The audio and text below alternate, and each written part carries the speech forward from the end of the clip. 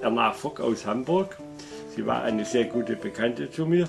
Die hat mir dieses Buch, nachdem es kurz nach der Ausgabe, hat mir das Buch geschenkt, weil sie wusste, dass ich sehr naturverbunden war und wollte immer schon zu unserem Wald, den ich von meinen Eltern geerbt habe, noch ein Waldgrundstück aufforsten.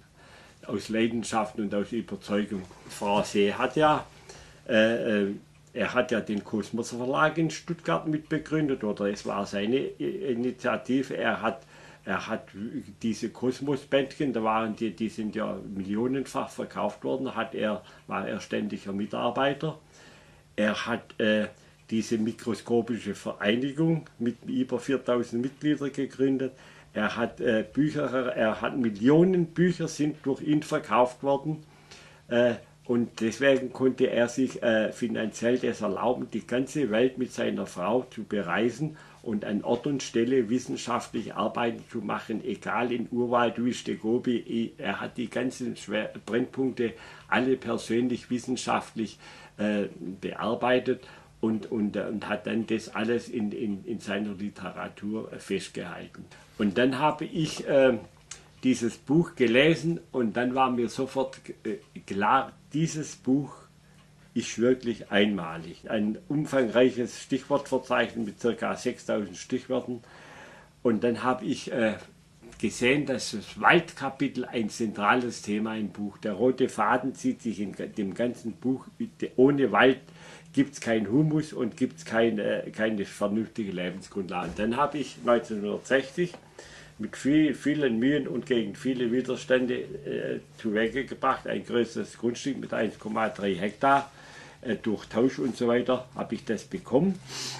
Und dann habe ich konsequent, weil in dem Buch, Frase hat gesagt, nur ein Mischwald mit der Vielfalt und kann funktionieren, viel Laubanteil. Und dann habe ich sehr viele Pflanzen bestellt und die haben alle gesagt, ja, der hat irgendwie, der spinnt.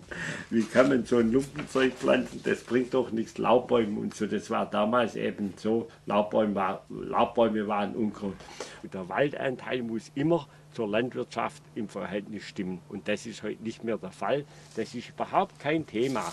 Wir haben hier, wenn man jetzt rausguckt auf die Feldflur, da waren früher überall mal Hecken.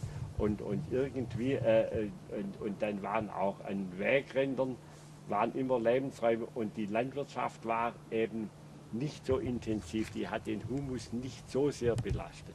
Und ich kann jetzt heute also absolut einen Spitzenwald vorzeigen und alle Leute, die etwas vom Fach verstehen, sind begeistert nach so kurzer Zeit so einen enormen Baumbestand. Und ringsrum sind schon ganze Waldparzellen kaputt gegangen durch den Borkenkäfer und so weiter. Und dieser Wald ist bis heute noch intakt. Einer hat gesagt, ja Mensch, wieso, das Buch brauchen wir gar nicht. Ist ja alles eingetroffen, ist ja alles schon passiert. Und dann habe ich gesagt, ja, das ist richtig, nur es gibt in der Not auch vielleicht ein Rettendes, wenn man jetzt ganz schnell umsteuert. Und das ist eigentlich noch zum Abschluss meines beschränkten Lebens, ist das eigentlich meine Vision noch, dass wir eine weltweite Aufforstungsoffensive für naturnahe Mischwälder einfach in die Wege leiten. Und wir haben jetzt tatsächlich geschafft, es ist irgendwie naja, also man kann ruhig sagen, ein kleines Wunder, dass man ein Buch mit 700 Seiten, das eigentlich ja, halt einen gewissen Preis hat und einen gewissen Umfang hat, dass man dieses Buch, dass wir es geschafft haben, dieses Buch neu aufzulegen, genau nach dem Originaltitel. Albert Einstein bewunderte dieses Werk und sprach ihm einen dauernden Platz in der Weltliteratur zu. Und er hat wirklich nicht übertrieben, sondern dieses Buch ist meiner Ansicht nach die wichtigste Dokumentation über die Zusammenhänge vom Naturgesetz, ihre Auswirkungen und ihre Chancen. Unsere Aufgabe müsste jetzt sein, dieses Buch schnellstens zu verbreiten und dieses Wissen allgemein wieder zugänglich zu machen. Wir sollten jetzt auch mal Leute gewinnen, die verhelfen würden, dieses Buch zu verbreiten, dass es in Weltsprachen wie Englisch und vielleicht auch Spanisch und so weiter in großen Mengen verbreitet wird als Fundament für die Untermauerung von der neuen Weltbewegung, weltweite Wiederauferstehung. Denn ohne Wald, im Buch wird alles wissenschaftlich erklärt, ohne Wald ist alles zum Scheitern verurteilt. Das ist mindestens das Fundament, es kommen dann noch viele andere Dinge dazu.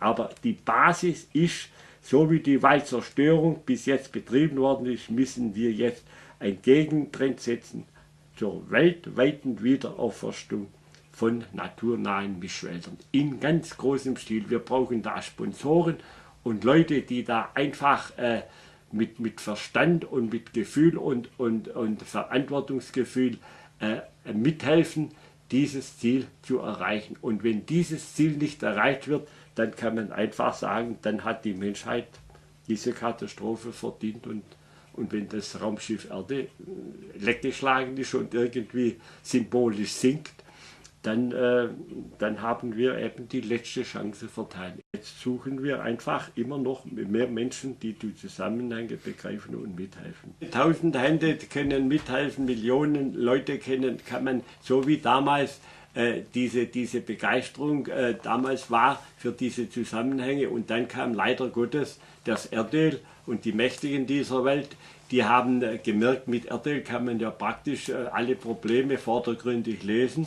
Und dann sind alle diese Aktivitäten irgendwie ins Hintertreffen gekommen und die Leute sind dann gestorben und die alte Generation ist zum Teil auch, die Pioniere waren auch nicht mehr da und die junge, nachwachsende Generation ist im Wohlstand aufgewachsen und hat dadurch eigentlich, ja, es ist alles machbar und Wachstum für alle.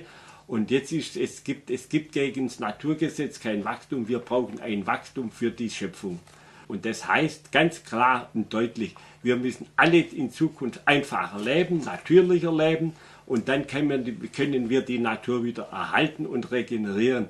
Aber von wegen, ich habe da in dem Vorwort zu diesem Buch geschrieben, in dem Prospekt, wo wir die Leute angesprochen haben, über ein tödliches Wachstum.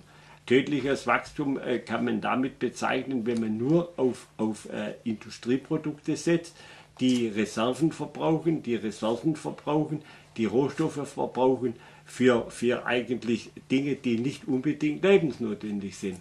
Und jetzt kommt der große Hunger in der Welt. Das sind jetzt namhafte Leute, warnen eindringlich davor, vor der ganz großen Katastrophe, die einfach schon konkret vorhanden ist. Milliarden hungern schon und es wird jetzt, die Tendenz ist wird immer steigend sein in nächster Zeit. Und ich denke, das Buch könnte jetzt tatsächlich die letzte Chance und die letzte Rettung sein, da man jetzt diese allerletzte Chance, ja, also ich rede jetzt von der allerletzten Chance, sie hat die letzte Chance, das war eine Warnung in der Hoffnung, dass diese letzte Chance wahrgenommen wird. Aber es gibt eine allerletzte Chance und die ist jetzt erreicht. Und wenn es jetzt kein Umdenken gibt, kein konsequentes Umdenken und kein Handeln von den Politikern, dann kann man einfach sagen, dann hat die Menschheit diese Katastrophe verdient.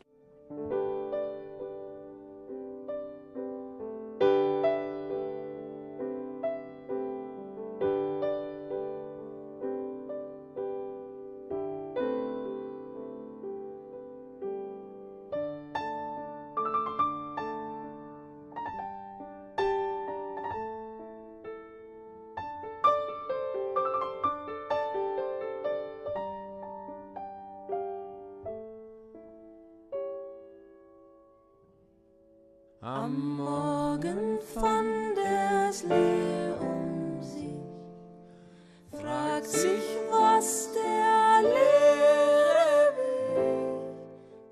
Jetzt ist die Zeit reif, um die Weichen anders zu stellen.